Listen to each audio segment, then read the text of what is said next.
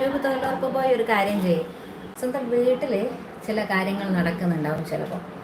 മനസ്സിലായില്ലേ? അതെന്താണെന്നുള്ളത് ഞാൻ പറയേണ്ടത് തന്നെ ഇതിൽ നിൽക്കുന്നവർക്കും തനിക്കും അറിയാം.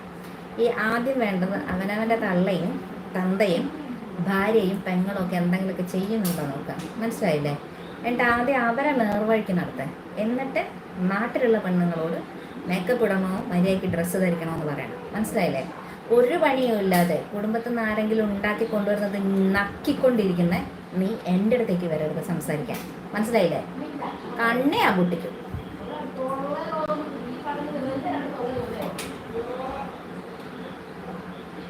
ആടാ കുഞ്ഞിക്കണ്ണ നായിൻ്റെ മോനെ തന്തയ്ക്ക് വെക്കാത്ത ചെറ്റെ പന്ന മോനെ. മനസ്സിലായില്ലേ? അതൊക്കെ നിന്റെ മകളും നിന്റെ പെങ്ങളും നിന്റെ ഭാര്യയും അവരെ നോക്കി പഠിപ്പിച്ചാൽ മതി. ഉളുപ്പില്ലാത്ത ഹായ് സെബാസ്റ്റ്യൻ.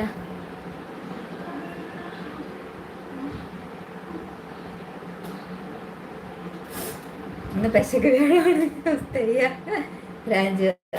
ലവനൊക്കെ ഉണ്ടല്ലോ ഇവിടെ വന്നിട്ട് ഏതെങ്കിലും ഒരു ലൈവിലൊക്കെ എന്തെങ്കിലുമൊക്കെ പറഞ്ഞ് സംസാരിക്കുക, എന്തെങ്കിലും വീഡിയോസൊക്കെ ഇടുന്ന പെണ്ണുങ്ങളുടെ എന്താ പറയുക ചരിത്രം എന്ന് പറഞ്ഞു കഴിഞ്ഞാൽ കുറേ വിളമ്പുന്നുണ്ടല്ലോ. ഇവൻ്റെ ഭാര്യയൊക്കെ എന്ത് പണിയെടുക്കുന്നുണ്ടാവും അറിയോ? അത് പുറത്തെവിടെയെങ്കിലും പോകുന്നുണ്ടാവും. അത് കാണാൻ ഈ ഡേഷ മക്കൾക്കൊന്നും കണ്ണുണ്ടാവില്ല. മനസ്സിലായില്ലേ? സ്വന്തം കുടുംബത്തിൽ നടക്കുന്നത് നല്ല അസര അവരതിത്തരാണെന്ന് അറിഞ്ഞിട്ടും കണ്ട പെണ്ണുങ്ങളെ നന്നാക്കാൻ നടക്കുന്ന ഇവനെ പോലുള്ളവരോടൊന്നും മര്യാദയ്ക്ക് പറയേണ്ട ആവശ്യമൊന്നുമില്ല. ഹായ് രാജു, ജയപ്രകാശ്, ഹായ് സാജൻ ചേട്ടാ. ഒരു സ്പെഷ്യൽ ഇന്ന് മീൻ കറി ഉണ്ടായിരുന്നു, മീൻ പൊരിച്ചതുണ്ടായിരുന്നു. കണ്ടില്ല, ഞാൻ കണ്ടു ചേർന്ന്. എനിക്ക് അതിനെക്കുറിച്ച് അങ്ങനെ കൂടുതൽ വീണ്ടും ഇങ്ങനെ സംസാരിക്കാൻ താല്പര്യമില്ല. വേറെ എന്തൊക്കെ കാര്യങ്ങൾ പറയാനുണ്ട്? കുഞ്ഞാ കൂളാണ്. രഞ്ജിത്തെ ലൈക്ക് അടിക്കും കേട്ടോ. ശരണ, സുനോദ, സാജൻ, ജയപ്രകാശ്, രഞ്ജിത്തെ എല്ലാവരും ലൈക്ക് അടിക്കും.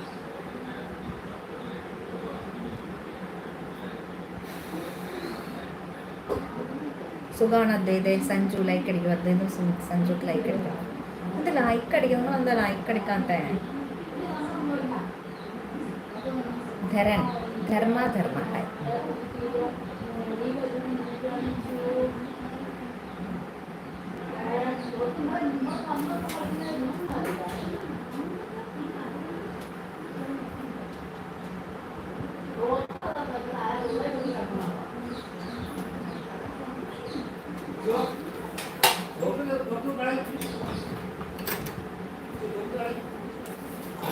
ഓക്കെ ശരണേ ചേച്ചി. അല്ല നേബല്, ഞാൻ എൻ്റെ വയറല്ല അത്. ഞാൻ അപ്പുറത്തെ വീട്ടിലെ ചേച്ചിനോട് വയറ് കടം വാങ്ങിച്ചിട്ട് കാണിച്ചത്. ഒന്ന് മിണ്ടാണ്ടിരിക്കോ? അതൊരു അസുഖം. അത് ലൈക്ക് അടിച്ചു നോക്കുന്നത്. ഞാൻ അനാവശ്യമായിട്ട് ഒന്നും പറഞ്ഞിട്ടില്ലല്ലോ. ഞാൻ എന്തെങ്കിലും ഒരു തെറിവാക്ക് ഞാൻ യൂസ് ചെയ്തോ? അങ്ങനെ ഞാൻ പറയും നന്ദേട്ടാ. കാരണം കുറേ തവണ പറയുമ്പോൾ നമുക്ക് എന്താ പറയുക, ഒരു ബുദ്ധിമുട്ട് വരും.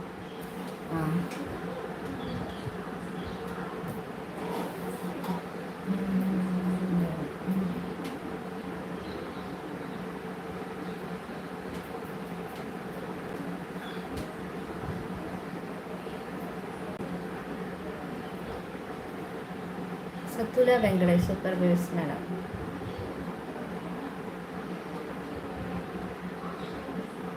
Rakesh NR blogs 39. ആ രാകേഷ്, 100 മനുഷ്യന്മാർക്ക് 100 സ്വഭാവമാണ്. പക്ഷേ എനിക്കൊരു വിഷമമില്ല. ഞാനൊക്കെ അവൻ്റെയൊക്കെ വീട്ടിലുള്ള സ്ത്രീകളെ കുറിച്ച് ആലോചിക്കാം.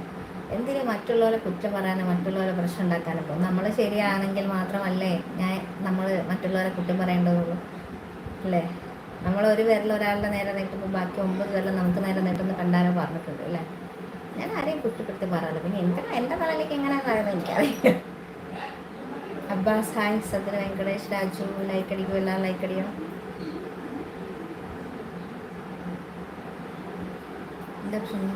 ഞാൻ എല്ലാവരോടും ചൂടായിട്ടില്ല ഫൈസൽക്ക.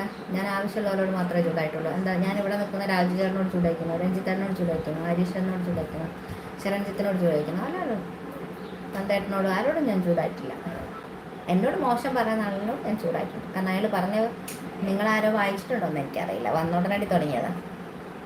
ഒന്നാമത്തെ രണ്ടാമത്തെ മൂന്നാമത്തെ കമൻറ്റിനൊന്നും ഞാൻ ചൂടാകാറില്ല. എനിക്ക് സഹിക്കാൻ പറ്റാതാകുമ്പോൾ ഞാൻ ചൂടാകാറില്ല. ഓക്കെ രാജേട്ടാ, ബൈ.